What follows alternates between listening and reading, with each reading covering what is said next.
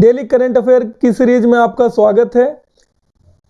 जैसा कि आपको पता है कि इसमें हम क्या करते हैं, आपके लिए लगभग 20-25 मिनट में दिन भर की सारी महत्वपूर्ण खबरें, उसके साथ में लगभग 10 क्वेश्चन जो आज की या पिछले कुछ दिनों की हैं वो एमसीक्यू अंदाज में आपके सामने पेश कर दी जाती हैं। ठीक है, तो अगर आप इसका नोट्स बनाते जा रहे हैं और साल भर नोट्स बनाएंगे तो फिर आपको पूरे किसी भी एग्जाम में कोई भी करंट अफेयर की क्वेश्चन गलत नहीं होगी। अगर वही क्वेश्चन गलत होगी जो किसी ने नहीं बनाए हो, जो एकदम से कहीं बाहर से ही आउट ऑफ द बॉक्स डाल दिया गया पेपर में, अदरवाइज सारे क्वेश्चन आपके बनेंगे। आपको बस इसके साथ नोट्स बनाते जाना है। इनकेस आपको पीडीएफ चाहिए तो पीडीएफ हम अपने ग्रुप में शेयर कर देते हैं, और अगर टेलीग्राम ग्रुप में, जिसका डिस्क्रिप्शन बॉक्स आपके नीचे दिया गया है। उसके अलावा हमारी हिस्ट्री की क्लासेस रेगुलरली चल रही है। आज 1857 के विद्रोह पे हमारा आने वाला है, आनंद सर लेके आने वाले हैं क्लासेस, तो उसको जरूर देखें। कल ही आने वाली थी वो क्लास, लेकिन कल इसलिए नहीं लाए आनंद सर कि उन्होंने बोला पहले इनको बैकग्राउंड देना जरूरी है कि अंग्रेजों के शासन का भारत पर क्या असर रहा था। वो जब जान जाएंगे तो 1857 समझने में ज्यादा मजा आएगा, ज्यादा मदद मिलेगी। ठीक है, तो आज आपको मिलेगा हिस्ट्री में पूरे किसी भी जीएस में सबसे इंपॉर्टेंट टॉपिक, उसको पूरी कहानी के माध्यम से पूरा फैक्ट देते हुए आपको बता दिया जाएगा। उसको देखना और नोट्स बनाना ना भूलें। बहरहाल अब हम शुरू करते हैं। उसके पहले एक बड़ा खराब सा डायलॉग है जो बोलने में अच्छा नहीं लगता, लाइक शेयर सब्सक्राइब कमेंट। ठीक है, भावनाओं को समझें, कदर करें। 2022 आईएसएसएफ विश्व कप में भारत शीर्ष पर रहा। ठीक है, क्या है भाई आईएसएसएफ? अंतरराष्ट्रीय निशानेबाजी खेल महासंघ। ठीक है, तो इसमें भारत जो है, इसने जो टूर्नामेंट आयोजित की गई, कहाँ आयोजित करवाई गई? काहिरा में। ठीक है, उसमें विश्व कप 2022 ये विश्व कप था निशानेबाजी का, जिसमें पदक तालिका में भारत ने प्रथम स्थान हासिल किया है। ठीक है, कुल 7 पदक जीतकर भारतीय टीम ने 4 स्वर्ण, 7 पदक में क्या है? 4 स्वर्ण है, 2 रजत है और 1 कांस्य है, टोटल 7 पदक है। ठीक है, दूसरे स्थान पे कौन सी टीम रही? नॉर्वे की टीम रही, जिसने टोटल 6 पदक जीते हैं, जिसमें 3 स्वर्ण है, 1 रजत है और 2 कांस्य है। तीसरे स्थान पर रही है फ्रांस की टीम, जिसने टोटल 20 में से 3 स्वर्ण पदक जीतकर तीसरा स्थान बनाया। ठीक है, तो एक बात आप लोग गौर कर रहे होंगे या नहीं कर रहे होंगे, जो खेल से जुड़े होंगे या जिन्होंने ओलंपिक फॉलो किया होगा, उन्होंने देखा होगा कि भारत के निशानेबाजी में कुछ तो पदक आ जाते हैं, लेकिन इतने गोल्ड मेडल नहीं आते ओलंपिक में। तो ऐसा क्या है कि विश्व कप में हम गोल्ड मेडल लाते हैं, ओलंपिक में नहीं लाते? तो उसके पीछे बेसिक कहानी यही है कि वहां पे साउथ कोरिया जैसी जो टीमें हैं वो बहुत मजबूत टीम मानी जाती है निशानेबाजी की, और ये निशानेबाजी जैसी प्रतियोगिताओं में वर्ल्ड कप से ज्यादा वैल्यू ओलंपिक का रहता है। तो वो अक्सर ऐसी प्रतियोगिताओं को छोड़ देते हैं, उसमें नहीं शामिल होते हैं, लेकिन ओलंपिक में वो पूरी तैयारी के साथ आते हैं और वहां पे वो हमारे निशानेबाजों को, जो विश्व स्तर के हैं, विश्व में मेडल ला रहे हैं, उनको चुनौती प्रदान करते हैं और आगे बढ़ जाते हैं। ठीक है, इसीलिए हम आपके मन में अक्सर ये प्रश्न आता होगा कि ओलंपिक में हम क्यों इतना मेडल नहीं जीत पाते? मेडल तो जीतते हैं, लेकिन इतना क्यों नहीं जीत पाते? अब किसको किसको पदक मिला है वह देखना आवश्यक है। तो रिदम सागवान, अनीस भानवाला, इन दोनों ने टूर्नामेंट के फाइनल इवेंट में थाईलैंड के खिलाफ 25 मीटर रैपिड फायर पिस्टल, किसमें? 25 मीटर रैपिड फायर पिस्टल में स्वर्ण पदक मैच 17-7 से जीत लिया।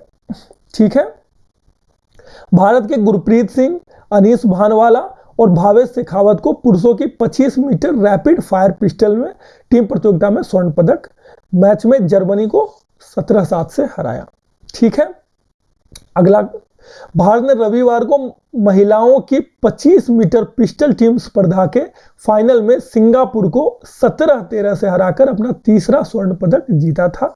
स्वर्ण पदक मैच में राही सरनोबत, ईशा सिंह, रिदम सागवान ने सिंगापुर की तिकड़ी 3 प्लेयर थे, उन तीनों को हराया।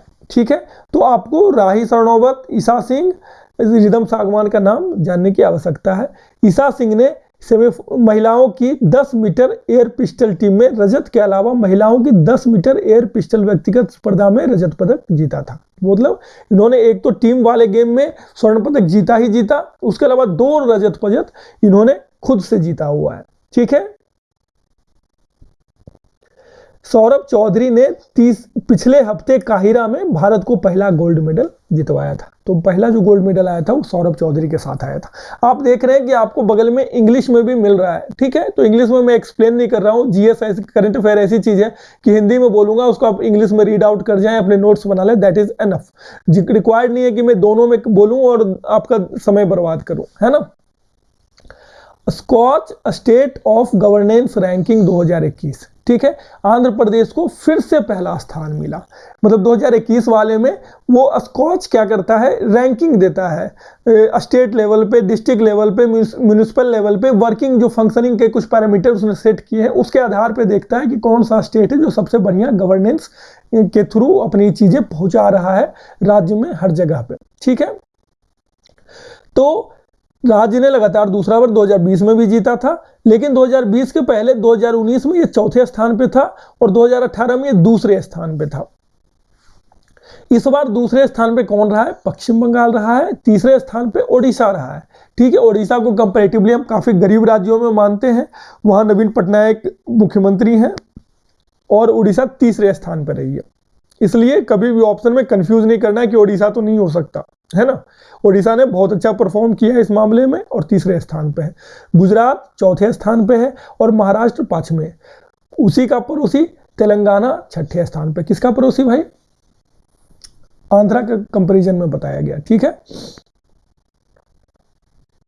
इसमें राज्य, जिला और म्युनिसिपल स्तर पर विभिन्न परियोजनाओं में उनके प्रदर्शन के अनुसार से रैंकिंग दी जाती है, जैसा कि मैंने बताया। इनको आप जरूर पहचानते होंगे, यह है टाइगर वुड्स, ठीक है। ये मशहूर गोल्फर है और इनको औपचारिक रूप से world golf hall of fame में शामिल किया गया है, ठीक है। क्यों किया गया है, ऐसा क्या किया इन्होंने 15 मेजर जीते हैं, बड़े बड़े खिताब जीते हैं, ठीक है। जो केवल जैक निकलॉस के 18 से कम है, ठीक है। सबसे ज्यादा किसने अभी तक जीता है, जैक निकलॉस ने 18, उसके बाद में इन्हीं का है 15, ठीक है। साथ ही पीजीए टूर पर संयुक्त रूप से 82 टोटल जो इन्होंने जीते हैं, तो संयुक्त रूप से इनके भी 82 हैं और जैक निकलॉस के भी 82 हैं, ठीक है। लेकिन इंडिविजुअल लेवल पे जैक निकलॉस का कितना है, 18 है, इनका 15 है, ठीक है। अब अगला खबर, राष्ट्रीय भूमि मुद्रीकरण कॉर्प को कैबिनेट द्वारा अनुमोदित किया गया है। केंद्रीय मंत्रिमंडल ने 5000 करोड़, याद रखना है, ठीक, कि प्रारंभिक अधिकृत शेयर पूंजी कितना है, 5000 करोड़ का 150 करोड़ की चुकता शेयर पूंजी के साथ भारत सरकार के पूर्ण स्वामित्व वाले निगम के रूप में, ठीक है। पूरा स्वामित्व किसका है, इसमें भारत सरकार का है।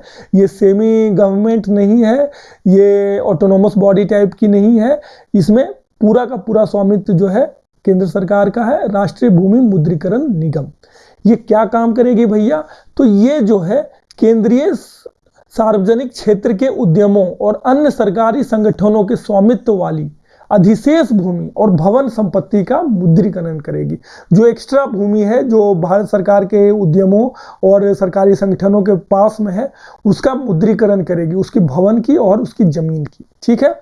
यह विचार जो है 2020-21-22 के बजट के हिसाब से उसमें यह प्लान कर लिया गया था, अब इसको लागू करवाया गया है, ठीक है।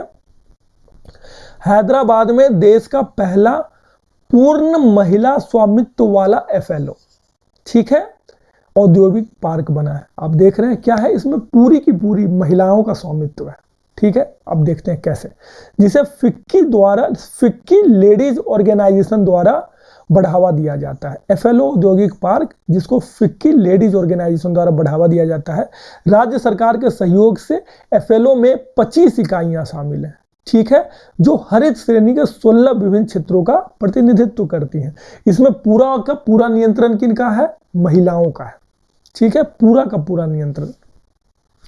FICCI ladies organisation industrial park देश का अपनी तरह का पहला पार्क है और इसमें मतलब ये यूनिक कंसेप्ट ही है, फिक्की लेडीज ऑर्गेनाइजेशन, जिसमें पूरा का पूरा प्रतिनिधित्व किसका है, महिलाओं का। कहाँ है भैया ये, सुल्तानपुर में 50 एकड़ की जमीन पर पाटन चेरू के पास में, ठीक है। या FLO औद्योगिक पार्क इलेक्ट्रॉनिक्स से लेकर पैकेजिंग, चिकित्सा उपकरणों, वेलनेस, इंजीनियरिंग, खाद्य प्रसंस्करण तक व्यवसाय में महिलाओं की शक्ति और आत्मनिर्भरता का उदाहरण है कि महिलाएं जो है इन सारे फील्ड में भी बेहतर कर रही हैं। क्या ये बार बार बताने की आवश्यकता है कि महिलाएं अलग अलग फील्डों में बेहतर कर रही हैं? ये बताने की आवश्यकता नहीं। एक्चुअली हम ऐसी बातें ही क्यों करते हैं कि महिलाएं जो आज पुरुष के इनको हर क्षेत्र में टक्कर दे रही है, दोनों नेचुरल सी बात है, वो टक्कर देंगी। उनकी आधी आबादी है, उनके पास में आधा दिमाग है, आधा अधिकार है, आधे रिसोर्सेज है, सब कुछ उनका है बराबर बराबर, तो वो देंगी। हमें बार बार इस चीज़ पर, मेरे ख्याल से, मेरा पर्सनल मानना है कि इन चीज़ों पर फोकस करने की आवश्यकता नहीं कि महिलाएं इस चीज़ में, ये उनका काम है, वो कर रही हैं। ये तो महिला सशक्तिकरण के लिए मतलब कुछ करने की, एक्स्ट्रा बताने की जरूरत ही नहीं है। हम क्यों ऐसे उदाहरण दे रहे हैं? वो मतलब कर रही है, वो सक्षम है ऐसा करने में। ये उदाहरण की आवश्यकता है मेरे हिसाब से कम है। लेकिन जो लोग इससे डिमोटिवेटेड फील करते हैं, जो महिलाएं जिनको लगता है कि हम नहीं कर सकते, उनके लिए ये उदाहरण के रूप में दिया जा सकता है, उनको मोटिवेट किया जा सकता है इसके द्वारा। युवाओं में AR कौशल को प्रोत्साहित करने के लिए अटल इनोवेशन मिशन का विस्तार। अटल इनोवेशन मिशन, ठीक है, क्या हुआ है? युवाओं में AR क्या है भैया? ऑगमेंटेड रियलिटी, ठीक है। आप जो वर्चुअल रियलिटी देखते हैं, जिसमें कि आजकल आप देखते होंगे बहुत VR आते हैं, आप आंख में उसको सेट कर लेते हैं और आप देखते देखते आपको लगता है कि आप 3D में सब कुछ देख रहे हैं, मतलब आप उसी का हिस्सा हैं और उसी के बीच में बैठ के आप चीज़ों को एनालाइज कर रहे हैं, घूम रहे हैं। तो इस चीज़ को बढ़ावा देने के लिए, ऑगमेंटेड रियलिटी को बढ़ावा देने के लिए भारतीय युवाओं के बीच कौशल विकास किया जाएगा, स्किल डेवलपमेंट किया जाएगा। किसके साथ मिलकर किया जाएगा? स्नैप इंक के साथ में, ठीक है। इनके साथ में मिलकर जो ऑगमेंटेड रियलिटी वाली चीज़ों हैं, तो इसमें बाकी लोगों को स्किल डेवलपमेंट किया जाएगा, एक कैरियर के रूप में इसको चूज करने का मौका दिया जाएगा। स्नैप इंक क्या करती है? एक वैश्विक कैमरा फर्म है, ठीक है, जिसका कैमरा डिजिटल दुनिया में उपलब्ध सभी चीजों के साथ, भौतिक दुनिया में जो कुछ भी दिखता है उसे मर्ज करके, डिजिटल दुनिया में जो जो एसेट्स हैं, जो जो नए नए गैजेट्स आ चुके हैं, उसका इस्तेमाल करके आपकी जो भौतिक दुनिया में जो भी चीज़ दिख रहा है उसको आपस में दोनों को मिलाकर ऐसा कर दिया जाएगा जैसे आपको लगे लाइव है। जैसे आप मूवी देख रहे हैं तो आपको दिख रहा है, अच्छा मूवी दिख रहा है, आप उसको देख रहे हो, आपको ऐसा नहीं लगेगा, आपको लगेगा कि आप उसी के अंदर हो और आपके चारों तरफ दाएं बाएं ये चीज़ें चल रही हैं, 3D वाला फील देगा, ठीक है। स्नैप इंक ने AR विज्ञापन बूट बैंक, विज्ञापन क्रेडिट और अन्य अवसरों के साथ भारतीय स्टार्टअप परिस्थितिकी तंत्र का समर्थन करने के लिए अटल इंक्यूबेशन सेंटर के साथ भी सहयोग की घोषणा की है, अलग फील्ड में भी किया है। मैडम को पहचान लीजिए, कौन है मोहतरमा? हंगरी की पहली महिला राष्ट्रपति है, ठीक है। हंगरी में से पहले महिला राष्ट्रपति आज तक नहीं चुनी गई थी, ये पहली बार चुनी गई हैं। हंगरी की सांसद ने प्रधानमंत्री विक्टर ओरबान के करीबी सहयोगी कैटलिन नोवाक, नाम क्या याद रखना आपको? कैटलिन नोवाक को यूरोपीय संघ की पहली महिला राष्ट्रपति के रूप में चुना है, ठीक है। नोवाक किसके बदले में आ रही हैं? नोवाक ऑर्बन पार्टी, जो दक्षिणपंथी फाइड्स पार्टी है, ठीक है, फाइड्स पार्टी। तो फाइड्स पार्टी के सह संस्थापक थे जेनोस एडर यहाँ पे पहले राष्ट्रपति थे। इसके पहले 2012 में वो चुने गए थे, 2012 से लेके अभी तक वही राष्ट्रपति थे जेनोस एडर, वो फाइड्स पार्टी के थे। उसको उनके बदले में नोवाक बनेंगी। हंगरी की राजधानी क्या है? हंगरी की बुडापेस्ट में। हंगरी की मुद्रा क्या है? हंगरी की हंगेरियन फॉरेंट, ठीक है, हंगेरियन फॉरेंट। हंगरी की कैपिटल क्या है? बुडापेस्ट। आपको कमेंट में लिखना है हंगरी के जो पड़ोसी देश हैं, आपको बहुत जरूरी है हंगरी का मैप देखना और उस इलाके के मैप को थोड़ा जानना चाहिए आपको, ठीक है। इसलिए आप हंगरी के जो भी पड़ोसी देश हैं उनका नाम कमेंट में लिखें। NABFID, ये कुछ नाबार्ड जैसा नहीं लग रहा है? क्या है ये? ठीक है, तो NABFID को RBI अधिनियम के तहत AIFI के रूप में विनियमित किया जाएगा, ठीक है। क्या किया जाएगा सो हम देखते हैं। भारतीय रिजर्व बैंक ने किसने घोषणा की है? ये करने का अधिकार किसके पास में है? रिजर्व बैंक ऑफ इंडिया, भारतीय रिजर्व बैंक के पास में। उन्होंने घोषणा की है कि इसका NABFID का फुल फॉर्म आप नोट कर लीजिए, national bank for financing infrastructure and development. जैसा कि नाम से प्रतीत हो रहा है, ये क्या करेंगे? इंफ्रास्ट्रक्चर और डेवलपमेंट को ये फाइनेंस करेंगे और उसको मजबूती देंगे, उनको दूरगामी योजनाओं के लिए, जो लंबी योजनाएं होंगी, जो बहुत लंबे समय के लिए देश में योगदान दे सकती है डेवलपमेंट में, उनको ये सहायता प्रदान करेंगे, उनको सपोर्ट सिस्टम देंगी ये, ठीक है। तो उसके लिए इनका विनियमित और पर्यवेक्षण किया जाएगा, ठीक है। किसका? NABFID, उसका उद्देश्य आपको समझ में आ गया है। वर्तमान में RBI के पास 4 AFFI है, ठीक है। एग्जिम बैंक, नाबार्ड, NHBC और SIDBI, ठीक है। तो NHB, SIDBI, EXIM bank, NABARD, ये चारों हैं। पांचवा कौन होने जा रहा है? पांचवा होने जा रहा है यही नाम जो बार बार हम पढ़ रहे हैं, ठीक है। ये पांचवा NFI होगा, NABFID, NABFID नाम नोट कर लें, ये बहुत ही महत्वपूर्ण क्वेश्चन है, बहुत ज्यादा संभावना है इस बार आने की। इसका उद्देश्य क्या है यह भी नोट कर लें, क्योंकि प्रश्न में यह भी पूछा जा सकता है। दीर्घकालिक बुनियादी ढांचे के वित्त पोषण के विकास का समर्थन करने के लिए, मैंने आपको पहले एक्सप्लेन कर दिया इनका काम कि दीर्घकालिक लंबे समय के लिए कोई बुनियादी ढांचा, इंफ्रास्ट्रक्चर डेवलपमेंट और चेंजेज होने जा रहे हैं, तो वैसी चीजों के लिए वित्त पोषण के रूप में इनका ये अपना काम करेंगी, ठीक है। अब क्या हुआ अगला? हरियाणा के मुख्यमंत्री ने महिलाओं के लिए सुषमा स्वराज पुरस्कार, सुषमा स्वराज का नाम बताने की आवश्यकता नहीं है, हमारी विदेश मंत्री रह चुकी हैं कुछ समय पहले ही, ठीक है, जिनकी मृत्यु हो गई थी। हरियाणा के मुख्यमंत्री हैं मनोहर लाल खट्टर, आप जानते हैं। उन्होंने अपने राज्य के बजट में महिलाओं के जीवन के लिए विभिन्न क्षेत्रों में उनकी महत्वपूर्ण जो उपलब्धियां हैं, उन्होंने बहुत काम किए होंगे अलग अलग क्षेत्रों में, तो अंतर्राष्ट्रीय या राष्ट्रीय स्तर की कोई ऐसा काम जिसके लिए उनको रिकॉग्नाइज किया जा सके, तो उसके लिए अगर कुछ ऐसा काम किया है, उसके लिए सुषमा स्वराज अवार्ड की घोषणा की गई है।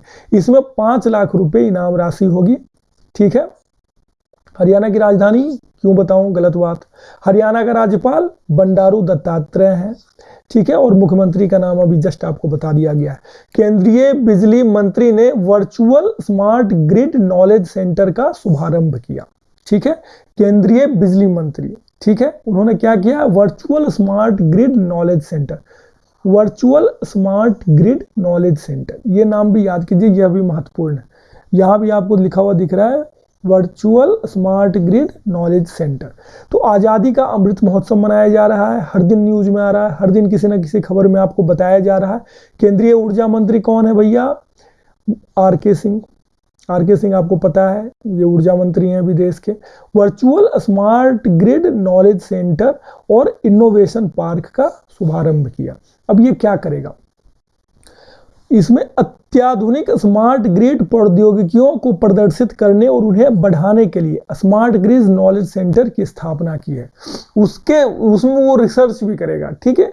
तो जो स्मार्ट ग्रिड होता है, जिसके थ्रू कनेक्शन होता है, आप बार बार सुनते होंगे ग्रिड फेल हो गया, तो उसमें जो इनोवेशन की रिक्वायरमेंट है, जिसकी वजह से पूरा देश में बिजली चली जाती है, कभी कभी 1 दिन के लिए, 1 घंटे के लिए, कितने भी समय के लिए, तो उस चीज में क्या रिसर्च की आवश्यकता है?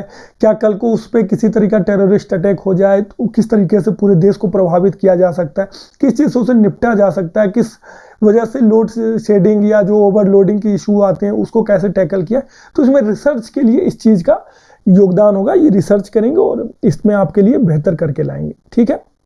नवाचार, उद्यमिता और अनुसंधान के साथ साथ बिजली वितरण उद्योग में क्षमता निर्माण इनका उद्देश्य होगा, ठीक है। तीसरा, राष्ट्रीय युवा सांसद महोत्सव, युवा सांसद महोत्सव, ठीक है। तो युवा सांसद महोत्सव कौन कहाँ हो रहा है और क्यों हो रहा है? तो इसका तीसरा संस्करण है, लोकसभा सचिवालय में हो रहा है, युवा मामले और खेल मंत्रालय द्वारा, ठीक है। युवा महोत्सव है तो ऑब्वियसली युवा मामले और खेल मंत्रालय का रोल ज्यादा होगा, संसद के सेंट्रल हॉल नई दिल्ली में, ठीक है। इसका उद्घाटन कौन कर रहे हैं? अनुराग ठाकुर, जो कि खेल मंत्री हैं देश के, और इसका समापन कौन करेंगे? लोकसभा अध्यक्ष ओम बिरला, ठीक है। राष्ट्रीय युवा सांसद युवाओं को देश के लिए अपने विचारों और सपनों को आवाज देने के लिए एक मंच प्रदान कर दिए। आपके युवाओं की जो समस्याएं हैं तो उसको एक बताने के लिए कोई जगह चाहिए जहां पे वो अपनी बातें रख सके, ठीक है। तो उसके लिए यह है। अब फटाफट अंदाज में 10 क्वेश्चन। आर्थिक सर्वेक्षण के अनुसार सरकार भूमि और अन्य गैर प्रमुख संपत्तियों का मुद्रीकरण करने के लिए राष्ट्रीय भूमि मुद्रीकरण निगम, ठीक है, NLMC की स्थापना कर रही है। NLMC के लिए कितने करोड़ की अधिकृत पूंजी होगी बताएंगे? 5,000 करोड़ की, ठीक है, 5,000 करोड़। सब्सक्राइब्ड शेयर पूंजी कितने की है? 1,500 करोड़ की। ओके। कौन सा देश कोविड-19 के खिलाफ DNA वैक्सीन लगाने वाला दुनिया का पहला देश बन गया है? ठीक है, तो भारत है भैया, हम ही हैं, और कौन है? DNA वैक्सीन लगाने वाला दुनिया का पहला देश। किसने घोषणा की है कि भारत 2024 तक कृषि में शून्य डीजल का उपयोग करेगा? कृषि में क्या करेगा? लक्ष्य क्या है हमारा? 2024 तक कृषि में डीजल का उपयोग बंद हो जाएगा और जीवाश्म ईंधन को जीवाश्म ईंधन को अक्षय ऊर्जा से बदल देगा। अक्षय ऊर्जा जानते हैं आप?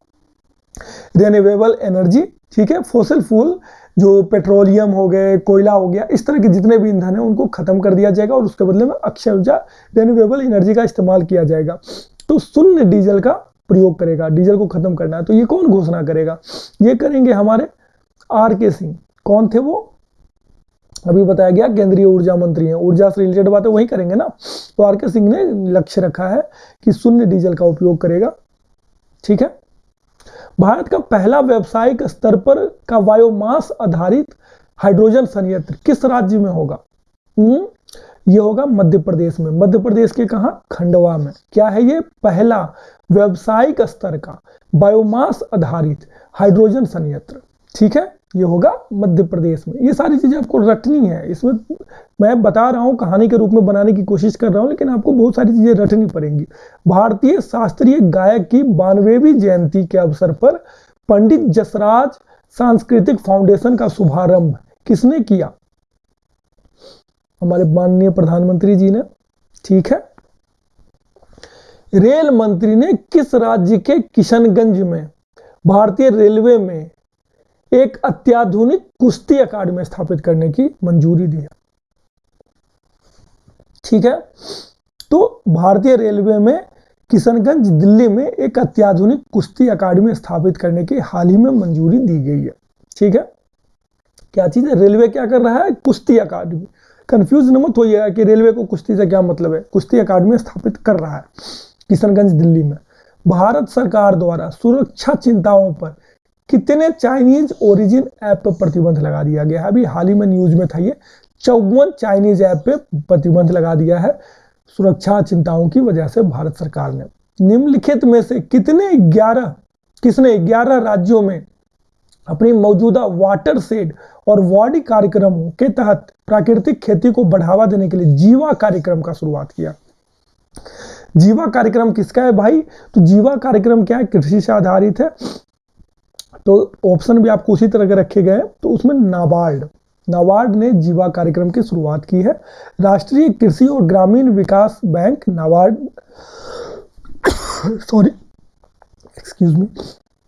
ने 11 राज्यों में अपने मौजूदा वाटर शेड और वाटी कार्यक्रमों के तहत जो मौजूदा कार्यक्रम चल रहा है उसके अंतर्गत जीवा कार्यक्रम की शुरुआत की है। हाँ, भारतीय रेलवे सुरक्षा बल ने मानव तस्करी को रोकने के लिए देश भर में कौन सा अभियान शुरू किया है? मानव तस्करी आहट, याद रखना है क्या? आहट, AAHT, मानव तस्करी आहट, ठीक है। तो मानव तस्करी की आहट आ रही है, तो आहट किस लिए शुरू हुआ है? मानव तस्करी के लिए। ये चीज आपको याद रखनी है, मानव तस्करी आहट।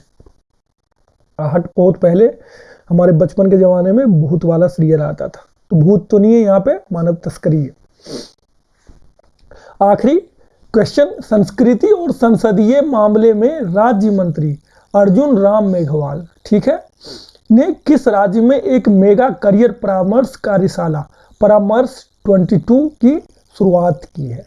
ठीक है, तो ये राजस्थान में हुआ है कि संस्कृति और संसदीय मामलों के राज्य मंत्री अर्जुन राम मेघवाल ने राजस्थान के बीकानेर में जिला क्षेत्र के छात्रों के लिए एक मेगा कैरियर परामर्श कार्यशाला प्रचार 2022 शुरू किया गया है। तो अगर आपको वीडियोज अच्छे लगते हैं तो बिना बताए हुए हमें बार बार बुलवाने की जरूरत ना करें, लाइक शेयर सब्सक्राइब कमेंट करें, नोट्स जरूर बनाएं और आनंद सर की आज की 1857 की हिस्ट्री की वीडियो जरूर देखें। Goodbye, bye bye, best of